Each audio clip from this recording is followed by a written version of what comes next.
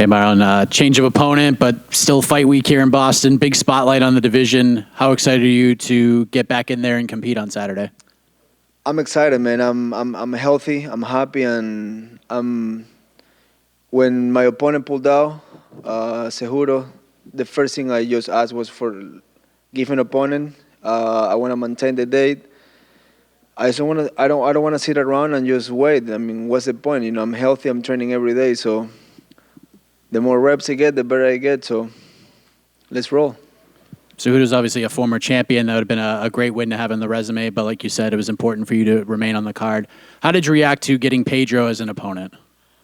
I mean, I went through the rankings, kind of like asked what was available. My first ask was like, why not fight Jan? Right? It's a great date, but I think he say he won't fight till the end of the year, and I was like, I ain't waiting till the end of the year. You know, I like to fight 3 times a year, and I get things get slow in the top, but I was just like, who's available? And it's like, and they called me one day, so like, Pedro already took it, so I was like, fuck it, why not? Do you like this fight better? In a way, he's another durable guy. He's been a lot of fun fights. He's never been finished, so it creates a different challenge there. Do you like this matchup stylistically better than Cejudo? I mean, fuck, you guys know, they can change the opponent on Saturday morning. I'm cool with that. I don't trip like that. So I like the fact that I have a fight. I mean, if it's Seguro, Pedro, or fucking whoever from anywhere, I'm down. And I'm glad I got to fight. I'm glad I get to get paid. I'm glad I get to compete. And I mean, it's still a tough guy. It's still a dangerous fight, right? Like, I could easily don't take it, but I like to risk everything always. And I'm the guy that I roll the dice, and I get lucky most of the time. Last one for me. This is an important fight to stay in the mix in the division, especially with the title on the line in the main event. If Aljamain wins, he says he's probably going to move up and vacate. And if Sean wins the title, it could actually set up a massive second fight between you and him for the belt. So is there a part of you hoping Sean does win on Saturday? And how do you see that fight playing out? I mean, if we talk about the last 10 opponents of each guy, right? All you had the hard road, right? He went from a guy that people don't really want to see fight to like get a title shot, win the belt in a way that people didn't like, but he went through the hard way, and he keep winning. And there's a lot of things that happen along the way, right? A lot of people thought he got handled the decision with Jan the second time. Then he fought TJ, and TJ was hurt, and it's just a lot of shit going to the guy, right? But he keeps winning, and he keeps maintaining that belt, so good for him. In the other side, they did more like a little bit of a boxing record for O'Malley. I mean, when they set me up to fight him the first time, it was pretty much his first test, right? And you can say whatever the fuck you want to say, you still got in TKO. The referee still pulled me out, so I don't, cause much damage. And I mean, you can say whatever you want, but the facts are there. And then he fought Munhoz. It was an eye poke. And then he went straight to fight for number one contender against number one guy in Jan at the time. And the guy was, is a striker versus striker, but the one is, pretty big for the other guy. So style-wise, it was perfect for him. So good for him, Some people got to go a little harder than others. So in terms of in paper, all you should win. But it's a fight. So if he lands first, he punch hard. I've been in front of him. I know he got power, he got good speed, but the arsenal is very limited in my opinion. It's a one at a time type of guy, and we'll see if he can really fight. But if he wins, I mean, make my life a little easier. I can also jump the ladder just like he did. And I know it's business, so either side I'm cool. I am focused on fucking Munhoz. That's all I need to worry about till Saturday midnight. After that, we'll figure it out. Well, after your last fight, there were some accusations at you from fans and stuff that you're maybe not active enough in there and you don't go for it enough. Is that something that you recognize and agree with, or you disagree with? And if so, what do you do to correct that? In my opinion, I took that loss very personal. I took the loss like it was pretty much my fault. That was a shit fight. When I rewatched it, I was like, "Fuck, that was a poor fight." I text Dana myself and I say, "I apologize." I'm like, "Sorry, dude. You don't pay me to fucking fight like that." But the best way to describe it, it was like camp was great. I was healthy, and in 21 fights in the UFC, I never came with an excuse. I fucking hate when people blame it on the manager, on the coach, on my mom wasn't there, my dad, whatever, right? I'm not that guy. Even if I have something going on, I will never speak it out because it just sounds like an excuse.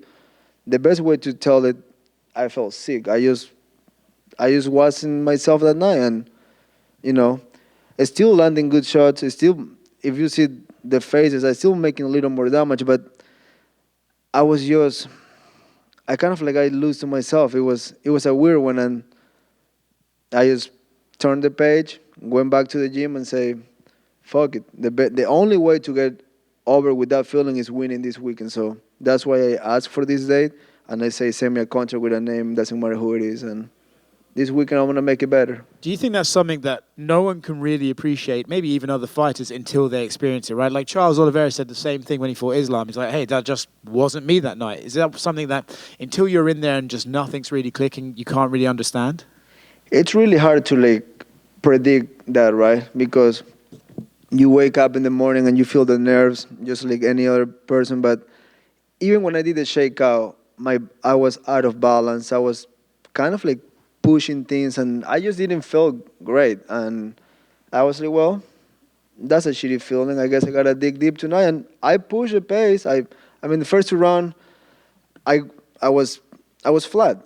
Those takedowns, I was like, I wasn't even reacting. It was like almost like my pop would come at times, but then it will also like be gone for a while. So um, it's life, right? Sometimes you get bumps in the road. Sometimes it's a test to see how strong you are and how you can come back from moments like that. And fuck it, this Saturday I'm gonna go for. You sort of made reference to it, and we're talking a bit hypothetical here, but say Sean won and you won on Saturday, and they did rebook that fight again. It feels like it could be a massive fight, right? Now, both your star profile has risen since the first time you fought. Is that something you'd be excited about? Not just fighting him again, but fighting him again on a massive stage? 100%. That's just money right there, and I don't left money in the table. I mean, if we go and win this Saturday, we can fight November, December, next month. I mean, anytime. And I know that will be this is a great payday for both, and it's business. If we win on Saturday night, that fight's happening. So the rest of the top five can just sit and wait. It's business. Hey, Marlon. Obviously, you've been a ranked opponent for a really long time in the division. So has Pedro Munhoz. We asked him earlier, like, how long has he envisioned a fight with you? Same thing. How long have you kind of had him on your radar? Honestly, I called him out once. When I fought John Lineker in Brazil, I called him out that one time to fight like in that card because I didn't have a fight coming up. So I was like, I went kind of like through the rankings and I was like, hey, you want to fight?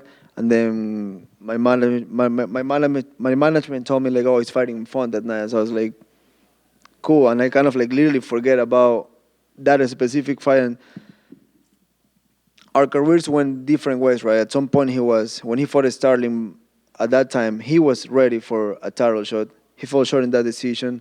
And then we kind of been like, when he's been in the top five, I was in the top 15. Then when I got to the top five, he was kind of lower. And right now, it was just like whoever was available. And he was available, I was available, and it just happened. But I wasn't really thinking for a long time about fighting him or really anybody else.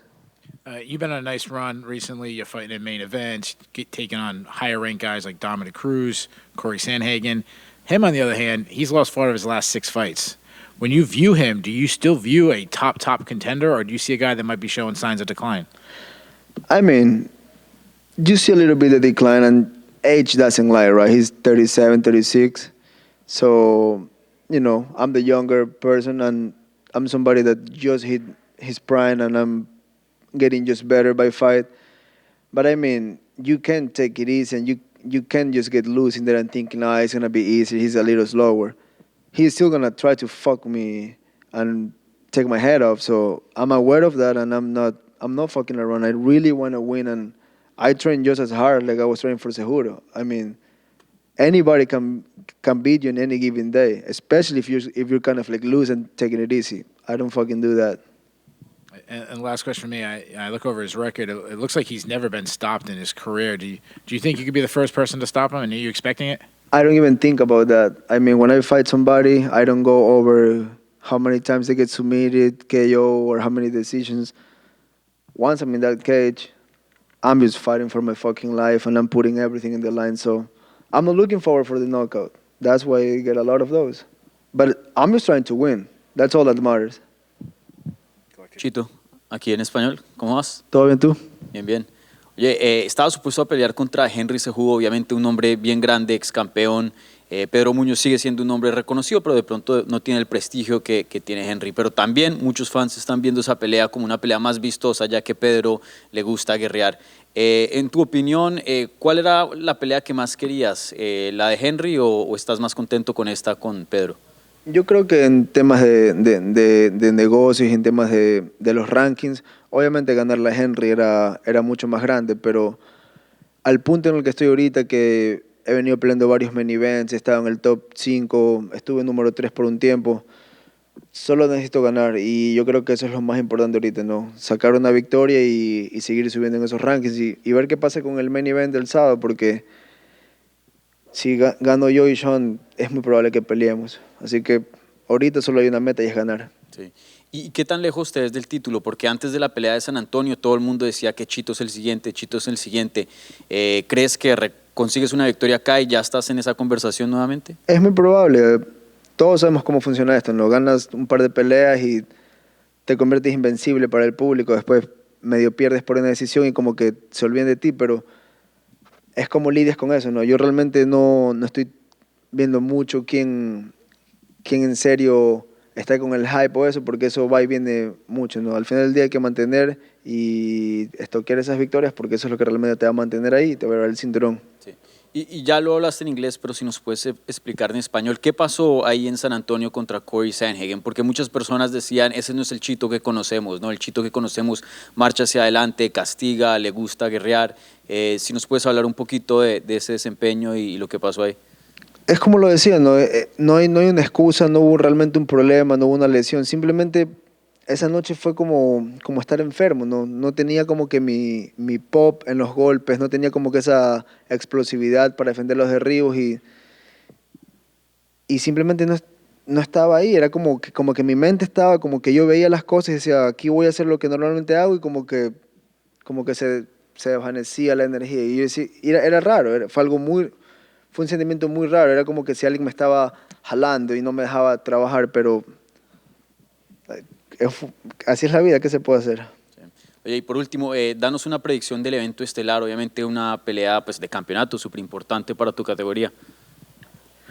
Yo creo que en papel Starling debería agarrarlo y graplearlo y dudo que tenga el cardio que tenemos nosotros para poder estar parte y pelea, pero por otro lado, sí, él sí tiene ese golpe de sorpresa, ese finta y tira un par fuerte, pero hay que ver qué pasa, ¿no? Yo me inclino un poco más por Starling, pero realmente es como que mitad, ya que Starling ha dicho que se va a ir y todo eso, y todo eso significa que ya está cansado de cortar peso y hay que ver si no llega a esta pelea como que sin muchas ganas, hay que ver. Gracias. Gracias. Chito por acá, perdón, ¿cómo estás? Bueno, quería preguntarte también, ¿cómo, tomando en cuenta que se ha hablado mucho aquí en el salón, porque antes estuvo Pedro Munhoz estuvo ahí arriba, de lo parecidos que son ustedes como peleadores, de que a los dos les gusta más estar parados e intercambiar golpes, y de que también los dos tienen buena mandíbula, buena quijada y son buenos para aguantar golpes, ¿cómo visualizas tú o cómo ves tu pelea del sábado ante Pedro, sobre todo en el primer round, desde el inicio?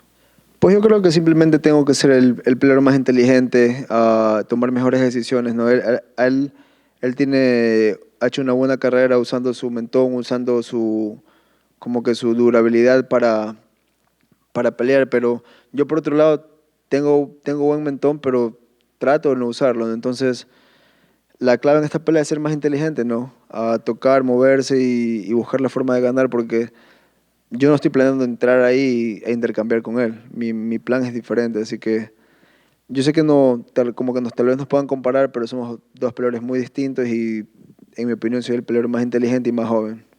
Tomando en cuenta que también, aparte de tu pelea con Pedro Muñoz, también va a estar peleando Aljo, por supuesto, con Sugar Sean. ¿Qué tanto crees que pueda cambiar el panorama de la división de peso gallo después de este día sábado? Yo creo que una victoria me puede posicionar en el ranking, me podría ayudar a subir un par de posiciones, pero en caso que eso no pase, yo creo que ganar me tiene ahí parqueado para esperar por una pelea por el título. Gracias, Chito. Gracias a ti. Marlon, right here. Just it's been 3 years since you and Sean O'Malley fought each other, which is kind of crazy to think about. But for you, watching his fights, how have you seen him maybe grow and change since you guys stepped in the cage together? I mean, he's a great fighter. You know, he have good pop in the hands. He moves well. In my understanding, his jiu-jitsu is pretty good. But I just haven't seen him in front of like good competition, right? Like in terms of styles, you know, you can fight number one guy, but how you get to the number one spot, right? Who you beat before that fight? I mean, before his fight with Jan, he poked Pedro in the eye, right? And that's not Pedro's fault. And then before that, all the guys he fought was like they were so dismatched in terms of like level. Like when he fought the green haired kid, I mean that guy was a punching bag, tough kid. But how many fights he got in the UFC? 2 fights, and then he got stopped in his second chance. So it's like when you see the caliber and competition in front of you, like I mean, why you never fought a guy like Son Yadong or Font or Sanhagen? So it's like it's hard to really see what you're made of when you're just fighting guys that they're supposed to just get in there and take a couple shots and just fall, because that's what most of his opponents did. I mean, Eddie won, and God bless the guy. He got a great career, but fuck, he's been KO like 20 times. I mean, it's just hard to really see what's on him, because the only really few guys that he fought, he either lost or get a no contest, and then the Jan fight, I rewatched it and it's really, I mean, I don't know how you scored that for him, but good for him again. I mean, if you can get it like that, get it. Why not? And same for you. You know, obviously you're a veteran in this game, but that fight kind of felt like a catalyst for you, and you've beaten some very talented fighters since there. So how does that fight maybe, you know, do you look at that as like a fight that maybe kind of propelled you a little bit at all, or, you know, was it just another fight? For me, it was just another fight. I feel like it gave me like kind of like more eyes on the TikTok world, on the YouTube world, but I mean, that's what it is. I feel the fight that really set me up for all this greatness and all these good things happening in my life is the Frank Edgar KO in MSG. That's when really my life changed. And, you know, beating O'Malley was just beating a Contender Series guy that was kind of popular. That was about it. Thank you, sir. Thank you. Good? Thank you, guys.